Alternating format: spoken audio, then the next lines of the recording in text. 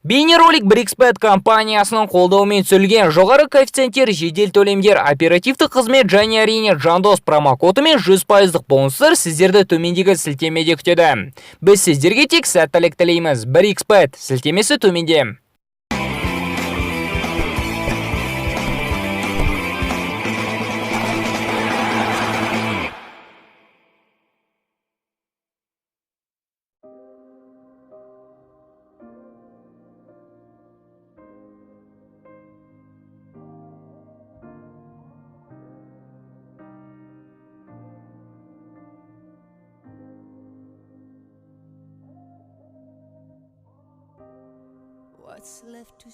Спортшылардың қанша жерден деңгейлері өте жоғары болса да, олар да дәл біз сияқты ет пен сүйектен жаралған адам баласы. Сол себепті олар да қателіктерге бой алдырып, эмоцияға ерік береді. Солардың қатарында ұлы футболшылар да жоқ емес. Бүгін футбол әлемі тобын ұлы футболшылардан жіберген үлкен қателіктерін ұсынбақ. Арнамызға жазылып, қоңырау түймешесін басуды ұмытпаңыздар. Ал біз бастаймыз. Рейтингті әрине Оливер Канның 2002 жылғы әлем чемпионатының финалдағы қателік ашады. Бразилия ұлттық құрамасына қарсы финалдық матчте турнир бойы Германия құрамасының басты жұлдызы болған Оливер дәл жауапты сәтте баланың қателігіне жол береді. 67-ші минутте бразилиялықтардың алыстан бағытталған әлсіз соққысын Кан дәл Роналдоның алдына шығарып береді. Луис Назарио өзінің мүмкіндігін мүлт жібермей есепті ашады. 12 минуттен кейін Роналдо екінші голын соғып Бразилияға алтын кубокты сыйға тартады. Лорис Кариус топ қақпашыларға жатпаса да, топ клубтарда өнер көрсетіп, АПЛ-дың үздік голкиперлерінің біріне айналды. Алайда Кариус үздіктердің қатарынан кетумен әлемдік танымалдылыққа небәрі бір түнде бір матчте тап болды. Кариус топты қолына алған сәттен кейін жақын тұрған қорғаушыға шығармақ болады. Алайда лақтырған добы тек әлсіз ғана емес, дәл Бенземаның аяғына түседі. Карим мүмкіндікті жібермей есепті ашады. 30 минут өте БЛ-дің әлсіз бағыттаған соққысын Кариус қайтара алмады. Өзі үшін өте сәтсіз өткен бұл түнді Лорис өмірдің соңына дейін ұмытпайтыны айдан анық. 2016 жылғы Америка кубогының финалын барша Аргентина және әсіресе Месси ешқашан ұмытпас. 2015 жылғы Копа Америкада да Аргентина пенальти сериясында Чили құрамасын жеңіліс тауып, дәл осы матчте реванш қайтаратын сәтті пайдалана алмады. Алғашқы пенальтиде Артуро Видаль жойқын соққы жасаса да, Ромеро соққыны қайтара білді. Жауапты пенальтиді Месси капитан ретінде орындауға ниеттеніп, өз мүмкіндігін мүлт жіберді. 11 метрлікті тек қана Месси емес Лукас Билия да соқпаса да, Лео дәл осы сәтте өзінің кім екенін дәлелдеу керек еді. Осыдан кейін Лео ұлттық құрамадан кетсе де, көп ұзамай қайтып оралды. 2011-2012 маусымы Мадридтік Реал үшін өте нәтижелі феномендік маусымдардың біріне айналды. Мауриньоның жігіттері Ла Лигада рекордтық 100 ұпайға қол жеткізіп, Испания чемпионатын уақытынан ерте жеңіп алды.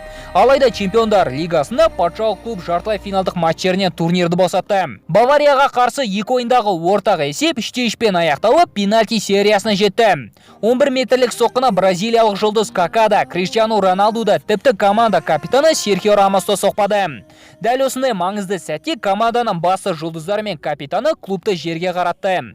Алайда осы сәт Роналду мен Рамосқа мотивация бергені соншама 2 жылдан кейінгі жартылай финалда Рамос пен Роналду Баварияны жерге тірідей көмді.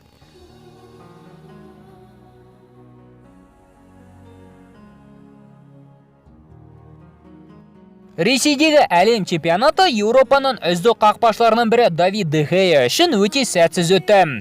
Де Гея 4 ойында 6 гол жіберіп, Португалияға қарсы ойында өз-өзіне мүлде ұқсамады. Матчтың 44-ші минутындегі Роналдудың сол аяқпен бағыттаған соққысын Де Гея тоқтатып үлгерсе де, допты қолына қысып қала алмады. Роналду осы ойында хет-трик авторы атанып, әлем чемпионатын керемет нәтижесімен бастады. Ал Де Гея осы фейлді ұмытпастай мемдардың мазағына айналды. Рейтингтің бестігіне Хуанфранның Реал қақпасына соқпаған пенальти соққысы жайғасады. 2016 жылғы чемпиондар лигасының финалында Мадридтік дерби орналды. Негізгі уақыт Рамос пен Карасконың голдарының арқасында 1-1 аяқталып, пенальти сериясына дейін жетті. Реалдан пенальтиді Васкес та, Рамос та, Бейл да, Марсело да соқты. Атлетико сапынан Гризман, Габи және Сауль соқса да, клубтың аңызды футболшысы Хуанфран қателесті. Десе де соңғы сөзді Роналдудың соққысы қойып, Атлетиконы тағы алғашқы чемпиондар кубогын жеңу мүмкіндігінен айырды.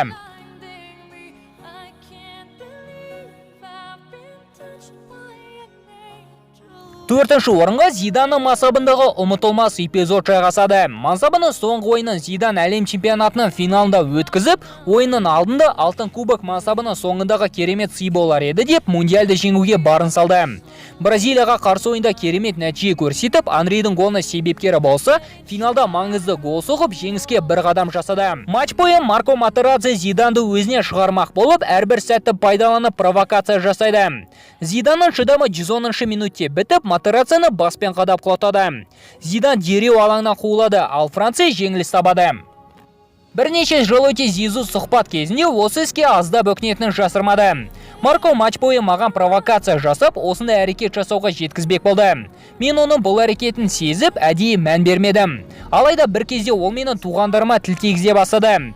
Өзімнің жеке принциптерімді команданың принциптеріне жоғары қойып, дәл керек емес сәтте қызыл қағаз алғаныма аздап өкінемін.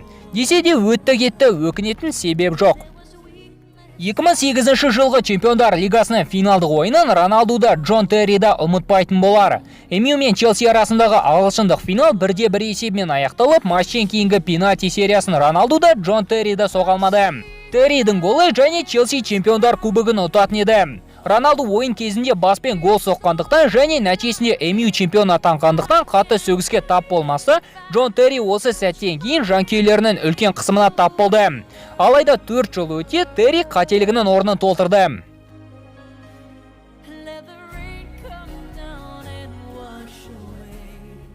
Терридің голы әрине Челсиді чемпиондар кубогінен айырса да, Стивен Джеррардтың дәл осы қателігі мерсисайдтықтарды тура 20 жыл көрмеген чемпиондықтан айырды. Чемпионаттағы соңғы ойындарда тізімнің көшіндегі Ливерпуль Челсиге қарсы матчте дәл Энфилдке жеңіліс тапты. Ал команданың капитаны Стивен Джеррард кірген голдың басы себепкер атанды. 47-ші минутте допқа иелік еткен Ливерпульдің ойыншылары уақыт соза бастайды. Мамаду Саконы шығарған пасын ұлы Джеррард допты тоқтатып үлгермей, сасқалақтап алаңда аяқтары тайып жалп ете қалады. Челси мүмкіндікті мүлт жібермей керекті шұпайға қол жеткізеді. Егер дәл сол матчте Ливерпуль жеңіске жеткенде 1990 жылдан бері алғаш рет Англия чемпиондары атанатын еді. 1990 жылдан бері Ливерпуль әлі күнге дейін Англия чемпионатын жеңбеді.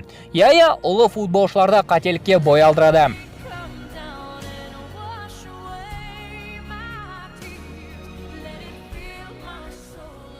Және де бірінші орынға Роберто Баджоның соқпаған шешуші пенальти соққысы жайғасады.